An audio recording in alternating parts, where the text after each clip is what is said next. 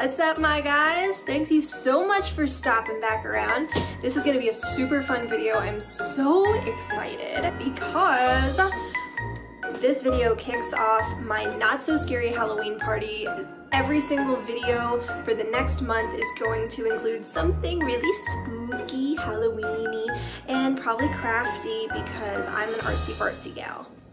You get to come with me to Chicago when I drop my sister off at the bus so she can go see her boyfriend, and while I'm there I get to try deep dish pizza for the very first time. You also get to come with me to this really super cool outside bar called The Lot for live music and drinks with my family and so much more. So if that's your jam, stick around. So for my first spooky craft, I really wanted to do something Beetlejuice themed because that's actually my #1 favorite movie of all time. And I really love the no feet scene. I just think it's the cutest, and obviously it's super iconic. But I knew that I wanted to do something that I had seen on Pinterest. So all over Pinterest, there are like these embroidered tote bags. And I just think that they look super cute. Like, how freaking cute are these? And the no feet thing did seem like it would be on the more simpler side for my first embroidery project. And this is like a girl, like, I have never even sewed in my life. So where do I go? Hobby Lobby. And they have a massive selection of tote bags. Like, I already have analysis paralysis, but this was the first one. So this is kind of a standard tote bag. I'd say it's a little higher quality than some of the others. It's like right up in my armpit though, which like really bothered me. Like, why are these handles not longer? But anyway, it has a pocket, so that's cool. So yeah, that's option #1. This is the second option. I really liked the color. Again, like, you should be able to slip your elbow easily into these. Like, you know, you're getting up, you want to go to the store, you want to throw your tote on, and no, you got to wrestle your elbow into it. But anyway, you know, it's a bigger size, it's wider, but like, I didn't think the color was going to be best for the project I'm doing. And then this is the third option I saw. It's just, you know, cheap, standard tote bag, I guess. That was probably like $1.99, really thin. You know, again, with the elbow. You can tell this really bothered me. Like, how hard is it? I don't know. Hobby Lobby needs to up their tote bag game 100%. Walking through here is like walking through my own personal heaven, but also my own personal hell, because everything's expensive. Look at these freaking flowers. All right, I ditched the tote bag. After all that, I ditched it. I'm just gonna buy it on Amazon. So the first step in any project is breaking out the wine, am I right? My cat Scarlett seemed to think so. She's a fan of Merlot. So this is the little sketch I drew up for no feet. I did it on the Procreate app on my iPad, which is like the best thing I've ever purchased in my life. But I went ahead and printed that on my grandma's printer, and of course you have to print it like 2 or 3 times before it actually prints out the way that you want it. So these are the supplies I got for this project. I got a threader for my needle and thread. I got a pack of needles that I thought would work, and this is the black thread that I got. This stuff is only like, I don't know, 30 cents each or something. So I got like 5 of them. I definitely got way more than I need, but that's better than not having enough, am I right? As I was trying to thread the needle, I had to have my grandma help me because she's like an expert at all things craft-wise, and she informed me that unfortunately the needles that I bought were far too small. So we're going to Walmart.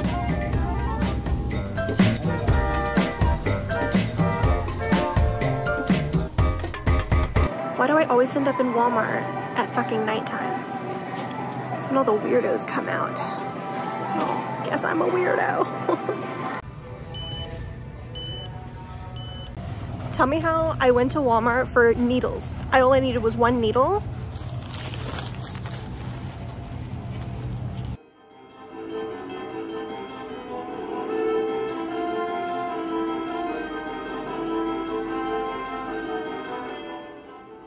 So after a 45-minute detour, I am back and ready to rock and roll. So basically my plan of action was I'm going to secure my sketch onto the tote wherever I want the final design to be, and I'm going to take a needle and I'm going to very tediously go around and poke holes all around the design so that hopefully I can see those holes once I take the paper away, and so I'll know where to embroider.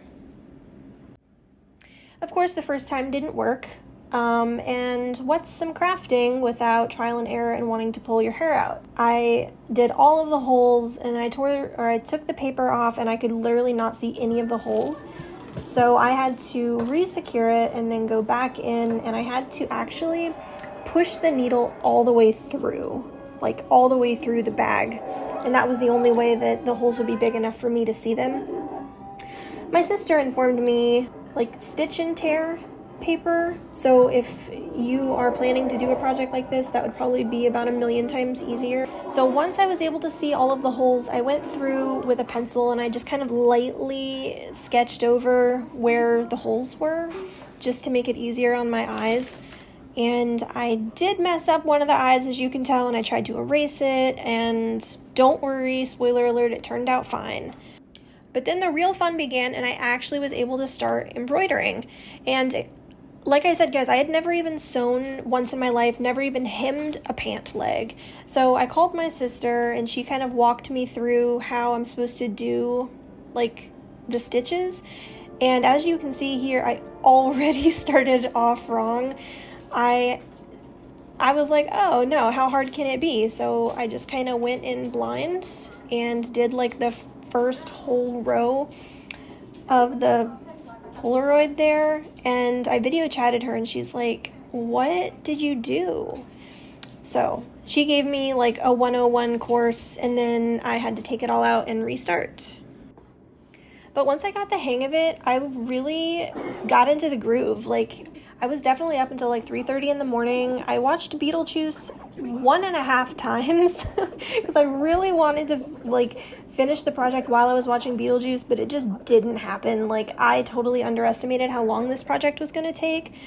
So I ended up the next day putting on the movie Casper because it's also ghost related, and I finished it up, and this is the final product. I decided not to write no feet on there because I thought, well, for one thing, like, I was already just kind of like done mentally, physically, spiritually, emotionally done with this project. But as my sister pointed out, it's like, oh, well, that's just like a more subtle reference to the movie. So I ended up liking it better without the words on it. Before my first embroidery project, I am giving myself an A+ for effort, and I actually really like it. Like, I already took it to work one day and got a compliment on it by one coworker. We are on the way to Chicago. Woo! Gonna drop this whore bitch off. That one right there in the back, one in the middle with the beautiful face. The whore bitch. Let's in go. The middle. So after we made sure Liz got on her bus safely, we were like, yeah, definitely next stop is deep dish pizza. Since this is our first time in Chicago, we just kind of Googled like best Chicago deep dish pizza, and this place called Connie's popped up. And you Chicagoans can definitely prove me wrong in the comments below, but I have to say that this place was a definite win in our book. The inside was absolutely magical. I mean, look at this place. It was so gorgeous. They really set the vibe. We went at a time when it wasn't very busy. I think it was like 3 o'clock in the afternoon. But they were playing Frank Sinatra and all the other Rat Pack jams, and it just definitely got you in the mood to eat some pizza. So we definitely had to get some mozzarella sticks, well, in this case, mozzarella wedges.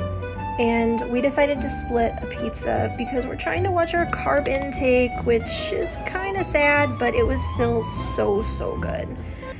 So we decided next stop's definitely gonna have to be for our sweet tooth. So I looked up sugar-free cupcakes in Chicago, and I was really surprised when a place called Sprinkles popped up.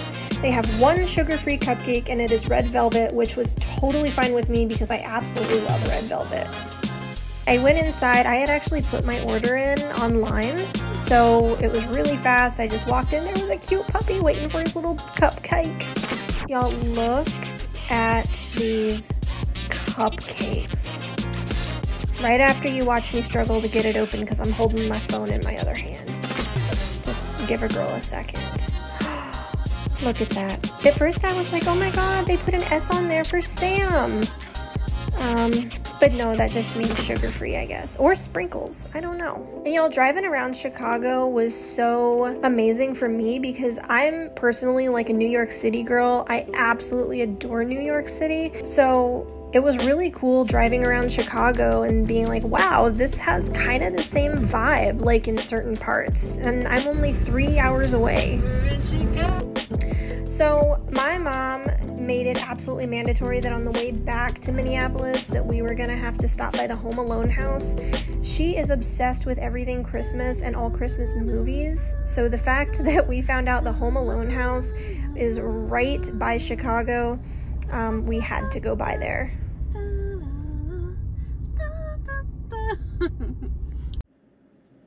So today I'm audio journaling while I walk, and I'm thinking about the concept of being your own best friend. I started thinking about this last year when I moved from South Carolina to Minneapolis.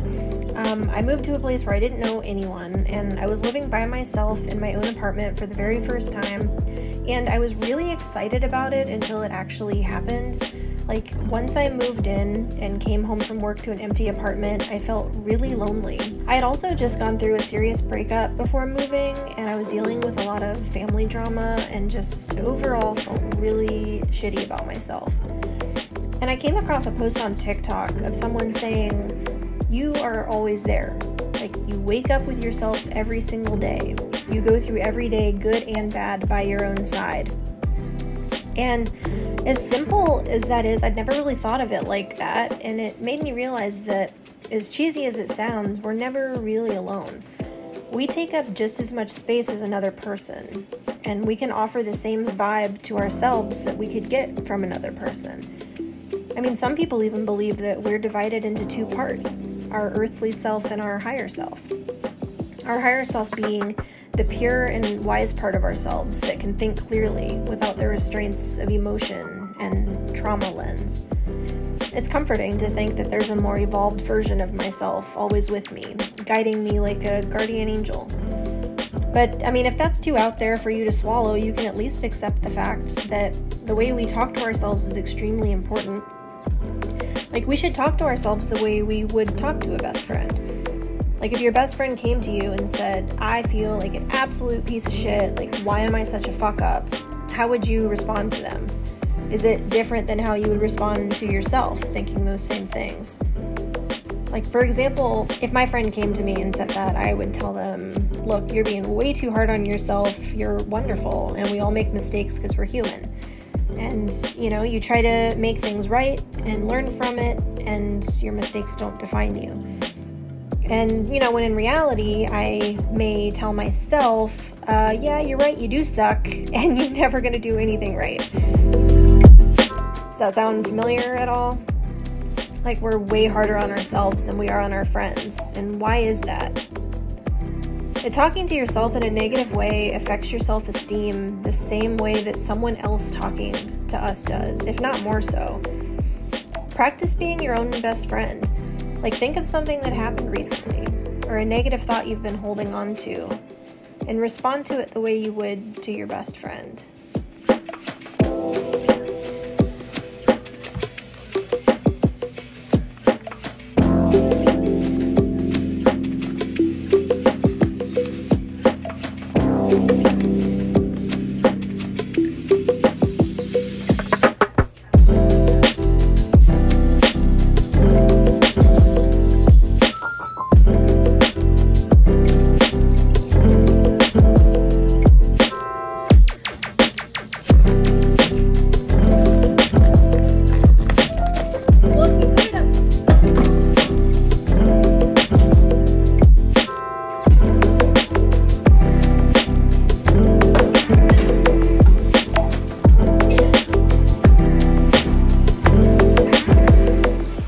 Alright, I'm about to put my 15-minute timer on my phone.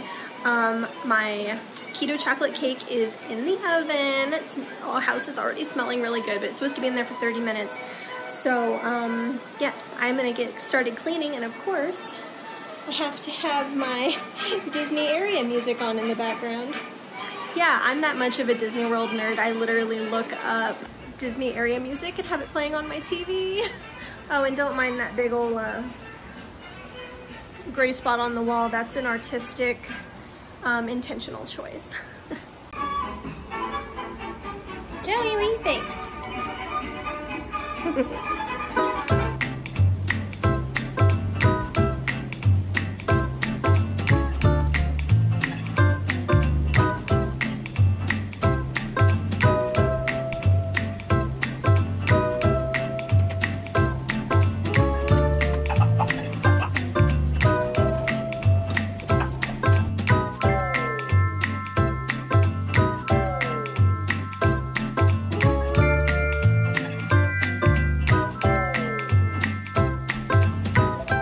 So what you see right back there, that is weeks, maybe 2 weeks worth of laundry that has just been sitting in a basket. Could be clean, could be dirty, who knows?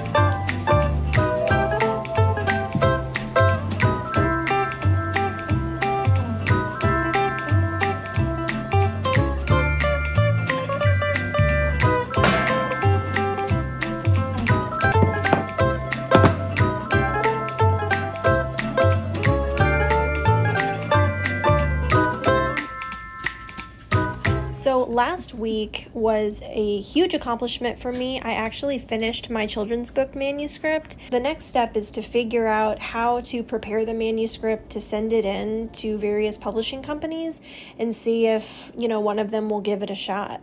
I have been working on this same story for, I'm ashamed to say, on and off for about 2 years now. And I blame it on the ADHD, like I blame a lot of things on, but I'll kind of obsess over a project and I'll just go balls deep into it and work on it nonstop. And then I'll just lose complete interest, or it'll be like, oh, squirrel, I'll find another project. And I'll just kind of leave it high and dry for a few months. So it's a really big deal that I finally finished this book. It's really boosting my confidence that I'm finishing more and more of my projects. It's helping my self-esteem a lot, because that's something I've always struggled with throughout my life. But now the next step is to figure out what the hell to do with it. So I kind of went back and forth on whether I want to try to illustrate it myself, and I'm still not quite sure because I'm pretty confident in my skills as a writer, not so confident in my skills as an artist. I just kind of started getting into the digital art world a few years ago. I would love to illustrate my own book, but I just don't know if that would actually hurt my chances of getting it published. So after a long day like today, being super productive and just doing all of the things, sometimes you just need to have some fun. So we decided to go to this really super cool place called The Lot. It's literally a lot. There used to be a bar here and there was a huge fire, and so the building burned down and they wanted to do something with the lot that it was in. So they just decided to throw a food truck in there, throw up some twinkly lights, put some picnic tables and a bar, and call it a day. And this place is so freaking cool. Everybody shows up. Toma's a really small town, and so, it's like the gathering hole, the watering hole where everybody comes, and they have live music there. like 3 times a week, and it's just really chill and cool. And it was so sweet. There was this couple dancing, and they were the only ones dancing, and I just noticed she's barefoot. That is my kind of gal. But then I looked a few minutes later, and there was a third person dancing with them, so not quite sure what that is, but hey, whatever floats y'all's boat, am I right?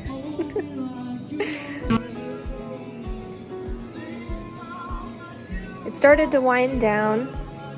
The sunset was gorgeous, and I kept having my eye on the cornhole over there. There's Jess flipping me off.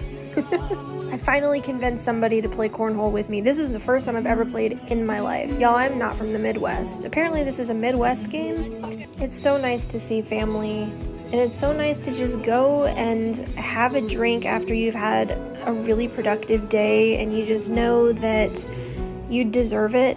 You know, I mean, we always deserve to have fun, but there's just something special about living the kind of day that you want to live every day. You know, being the person that you want to be, like feeling like you're taking the steps towards being that person, and then just going out and enjoying life. Because yeah, it is important that we prioritize the things that are really important to us and the things that are going to move us forward in our lives. But it's just as important to let your hair down and have some fun.